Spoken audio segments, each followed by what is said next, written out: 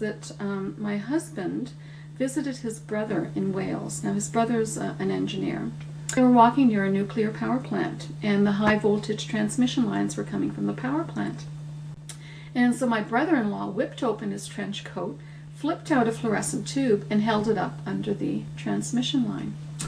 And the light lit up. So the fluorescent tube began to glow.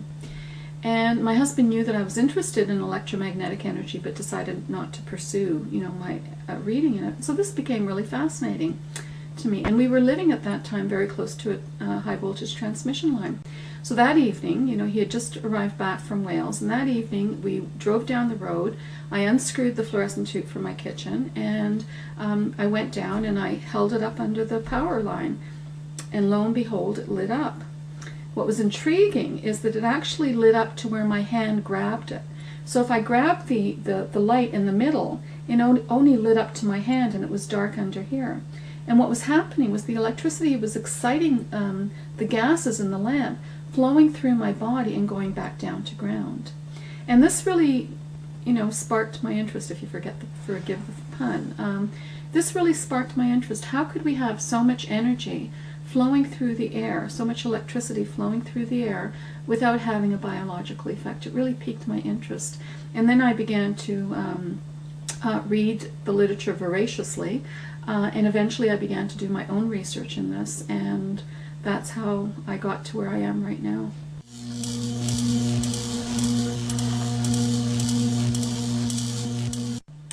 Well, there's something known as electrical hypersensitivity, and this is something that's accepted in Sweden as a disability.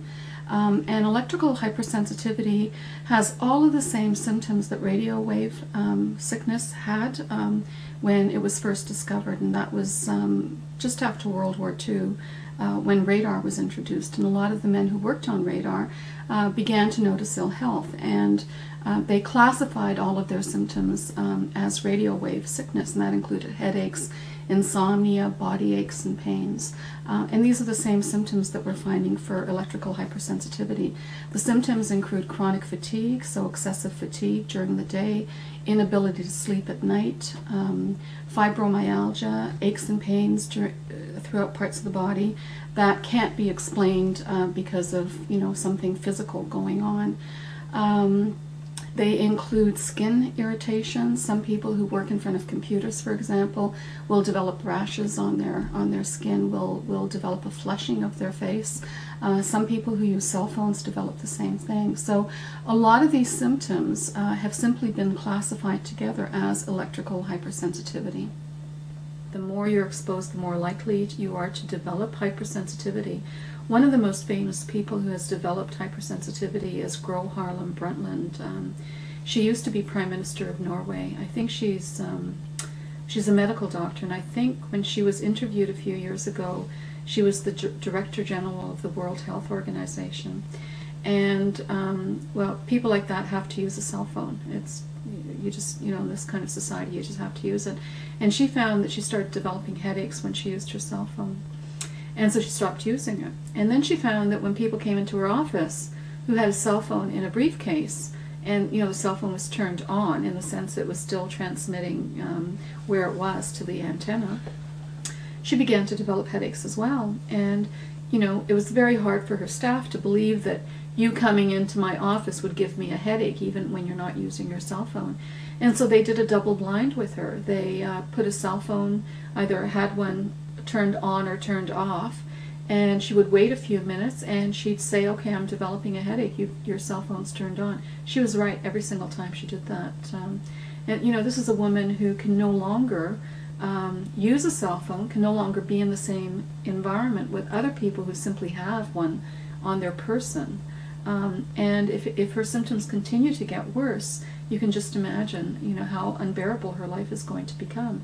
This is a person who probably won't be able to live near a cell phone antenna because you'd be constantly bombarded.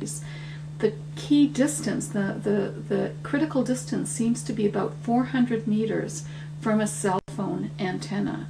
And if you're within 400 meters of a cell phone antenna, your likelihood of having symptoms of electrical sensitivity increase, as opposed to if you're further away. The California Health Department, June 2002 report states EMFs can cause some degree of increased risk of childhood leukemia, adult brain cancer, Lou Gehrig's disease, and miscarriage.